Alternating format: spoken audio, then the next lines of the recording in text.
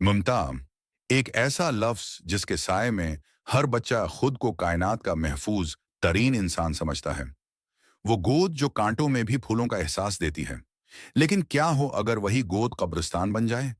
क्या हो अगर वही हाथ जो लोरी सुनाते थे वही सांसें छीनने लगे? आज की कहानी किसी फिल्म का स्करपट नहीं, बल्कि इस तल्ख हकीकत की इक्कासी है जिसने इंसानियत का सिर शर्म से झुका दिया है। वो तीन मासूम कलियां जिनकी दुनिया सिर्फ अपनी माँ के गर्द घूमती थी, जिनकी सुबह माँ की मुस्कुराहट से होती और रात कहानियों पर खत्म।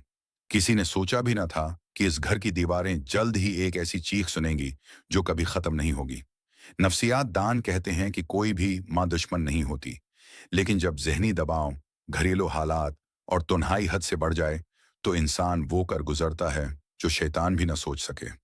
वो लम्हा कितना खौफनाक होगा जब इन मासूमों ने अपनी माँ की आंखों में ममता की जगह वहशत देखी होगी।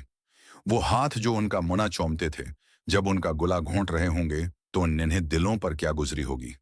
ये सिर्फ तीन बच्चों का कत्ल नहीं है, ये इस भरोसे का कत्ल है जो कुदरत ने इंसान के अंदर रखा है।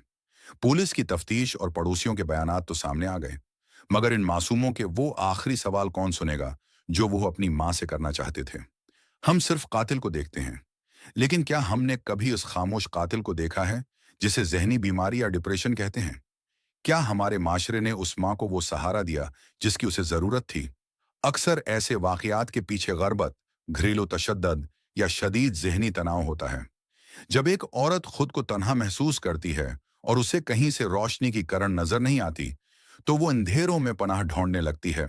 आज इन बच्चों की तस्वीरें देखकर दिल खून के आंसू रोता है।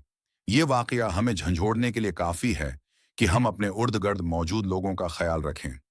अगर आपको किसी के रवैये में तब्दीली नजर आए, तो उससे बात करें, उसका बोझ बांटें, कहीं देर ना हो जाए, कहीं एक और मिमता मौत का रूप न धार ले। उन मासूम रूहों के लिए दुआ करें कि अल्लाह उन्हें जन्नत में जगह दे और हम सबको हदायत दे।